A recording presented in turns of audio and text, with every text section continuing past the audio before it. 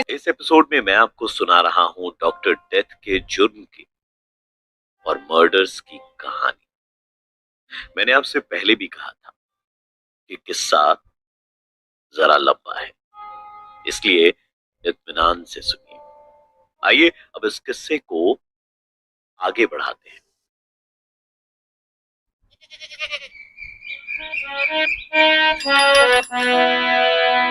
परदेसी आई दुआरे हो गोरी के सियासवा। अब तक आपने सुना कि बिहार में रहने वाले डॉक्टर देवेंद्र शर्मा ने 1984 में बीएएमएस की डिग्री हासिल करने के बाद 11 साल तक अपना क्लिनिक चलाया। पेशेंट्स का इलाज इस तरह से किया जाता था कि बीमारी जड़ से ठीक ही ना हो और हर कुछ दिन में मरीज उनके क्लिनिक का चक्कर लगाने फिर से आ जाए। ये बिजनेस प्लान अच्छा था, लेकिन लालच धीरे धीरे बढ़ रहा था। डॉक्टर देवेंद्र ने काफी हाथ पैर मारे और गैस एजेंसी का बिजनेस खोलने का फैसला किया, लेकिन उसमें उन्हें भारी नुकसान हुआ। उनके 10 लाख रुपए डूब गए। फिर उन्होंने किडनी बेचने का धंधा खोला। एक एक किडनी 5 से 7 लाख रुपए में गैर कानूनी तरीके से बेची जाती थी। लेकिन ये गोरख धंधा भी डॉक्टर देवेंद्र की पैसों की भूख नहीं मिटा पाया। उन्होंने चोरी करके गाड़ियों को बेचने का धंधा भी किया। एक दफा वो राजस्थान से एक टैक्सी में बैठकर यूपी तक गए और वहां उस टैक्सी ड्राइवर और उसके भाई को जान से मारकर हजारा कैनल में उनकी लाशों को फेंक दिया। इस जुर्म में डॉक्टर देवेंद्र के साथ उनके 2 साथी और भी शामिल थे। उन्होंने यही सोचा था कि कैनल में घूम रहे मगरमच्छ लाशों से मांस नोच नोच कर खाएंगे और लाशों के साथ साथ सभी सबूत मिट जाएंगे। लेकिन ऐसा हुआ नहीं। लाशें बहती बहती कैनल से नदी के घाट तक आ गई।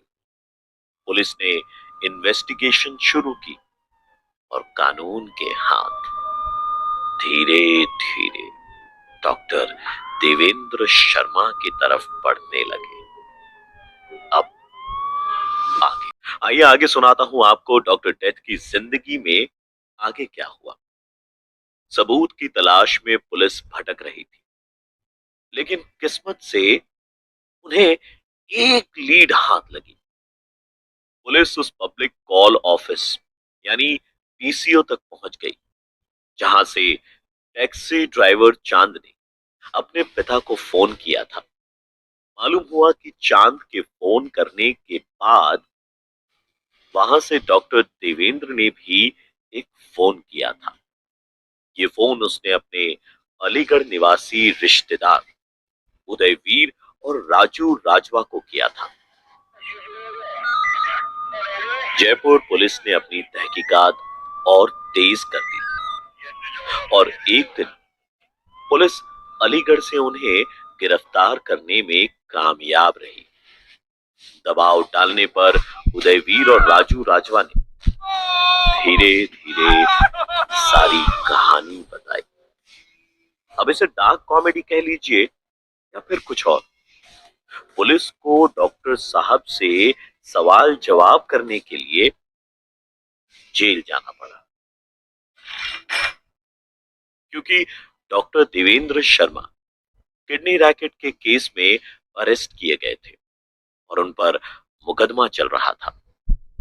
डॉक्टर देवेंद्र ने पुलिस को गुमराह करने की कोशिश की। He sent them on a wild goose chase. उन्होंने कहा कि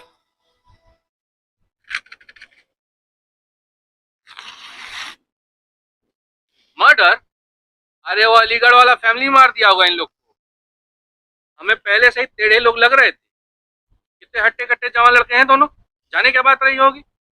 अब इंस्पेक्टर साहब, हम तो कुछ दिन में बाहर आ जाएंगे, कुछ गलत तो किए हैं नहीं, ये बेमतलब का केस बनाए बैठे हैं आप हम पर शक कर रहे हैं, वो भी उदयवीर जैसे लफंगों की बात सुन के। हमारा काम बचाना है, मारना नहीं। आप उस फैमिली को धरिए। अलीगढ़ की उस फैमिली को आइडेंटिफाई करके अरेस्ट किया गया, लेकिन कई महीने बर्बाद करने के बाद भी पुलिस मोटिव और इंटेंट साबित करने में नाकाम रही। इस केस के इंचार्ज थे महेंद्र भगत।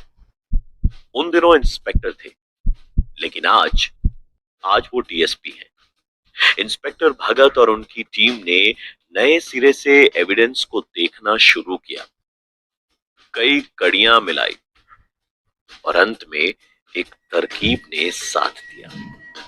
रेलवे स्टेशन के पास टैक्सी ड्राइवर्स को टाटा सूमो के बारे में पूछताछ करने वाले आदमी के बारे में पूछा गया। एक ड्राइवर सामने आया, उसे मरने वाले भाइयों के बारे में मालूम था।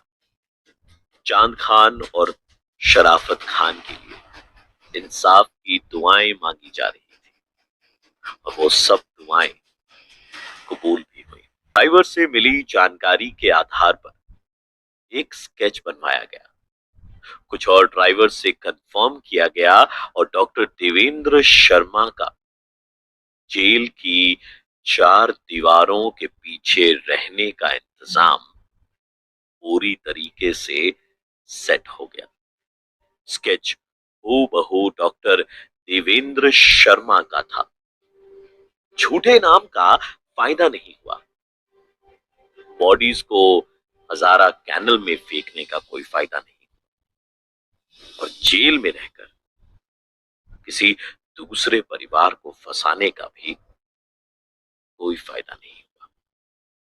जेल में रहते रहते ही डॉक्टर देवेंद्र शर्मा पर चांद खान और शराफत खान के खून का मुकदमा चला और उन्हें उम्र कैद की सजा सुनाई गई। आने वाले कुछ सालों तक इन्वेस्टिगेशंस होती रही और डॉक्टर देवेंद्र के हाथों मारे जाने वाले लोगों की लिस्ट एक एक करके लंबी होती रही। इन्हें डॉक्टर डेथ जैसा शर्मनाक टाइटल इसलिए दिया गया क्योंकि उन्होंने खुद कबूल किया था कि इन्होंने हजारा कैनल में फेंक कर लगभग 50 से ज्यादा लोगों की लाशें ठिकाने लगाई हैं।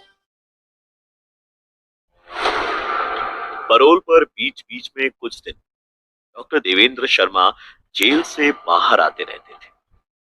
अब ये वीक पुलिस एडमिनिस्ट्रेशन कह लीजिए या कहिए कि अंडर स्टाफ, अंडरपेड और under equipped police force, doctor Devendra Sharma parole skip करके फरार हो गया।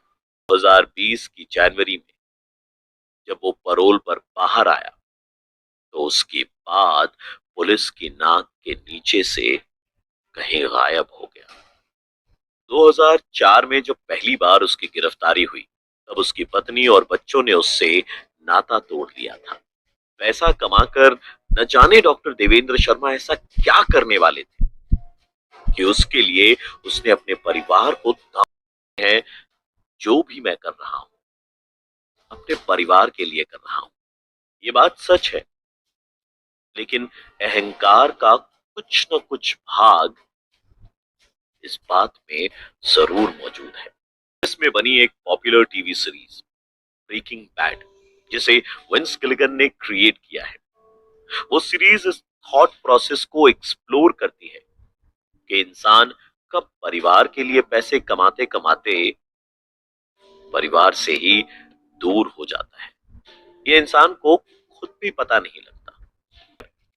डॉक्टर देवेंद्र को ऐसा लगता था या नहीं, इस बात पर रोशनी डाल पाना मुश्किल है। डॉक्टर देवेंद्र को पकड़ने के लिए सभी स्टेट्स की पुलिस अलर्ट पर थी, लेकिन इसके बाद भी उसे पकड़ने में काफी वक्त लग गया। 2020 जनवरी में 28 तारीख को उसे जेल से परोल पर रिहा किया गया था और 16 फरवरी को उसे जेल में वापस जाना था। लेकिन डॉक्टर देवेंद्र अपने गांव चला गया। सालों पुराना नेटवर्क एक बार फिर आया और डॉक्टर डेथ ने इस बार एक नया बिजनेस चुना। सबसे पहले वो बिहार से दिल्ली आए। दिल्ली में उसने एक विधवा औरत से शादी की और प्रॉपर्टी डीलर का काम करने लगा। दिल्ली में नजफगढ़ के पास बपरोला में उसने अपना बेस जमाया। वहां नाम बदल कर रहने लगा। इतना ही नहीं, जयपुर के एक आदमी को दिल्ली के कनॉट प्लेस में एक बिल्डिंग भी बेच दी। ये डील भी एक तरह का स्कैम था। बंदर बूढ़ा हो गया लेकिन गुलाटी मारना नहीं भूला। डॉक्टर देवेंद्र शर्मा इत्मीनान से अपने घर में वक्त बिता रहे थे। उधर एक तरफ सारी दुनिया कोरोना की चपेट में आ चुकी थी। दिल्ली में कोरोना के 501 नए मामले सामने आए हैं। दिल्ली में दूसरी तरफ दिल्ली पुलिस के नारकोटिक्स विंग का शिकंजा डॉक्टर डेथ तक पहुंच चुका था। अरेस्ट होने के बाद डॉक्टर ने बताया कि उन्होंने 50 के बाद मर्डर्स की गिनती करना छोड़ दिया था। न्यूज रिपोर्ट्स कहती हैं कि डॉक्टर डेथ का हाथ 100 से भी ज्यादा मर्डर्स में इन्वॉल्व है। यह केस सिर्फ एक कहानी नहीं बल्कि समाज का एक खौफनाक पहलू भी है। हम डॉक्टर्स के हाथों में अपना जीवन सौंप देते हैं, पर कभी कभी डॉक्टर की शक्ल में हमारा सामना डॉक्टर डेथ जैसे लोगों से हो जाता है। उम्मीद करते हैं कि किसी को डॉक्टर डेथ जैसा डॉक्टर नसीब ना हो। यह था सीरियल किलर डॉक्टर डेथ का किस्सा।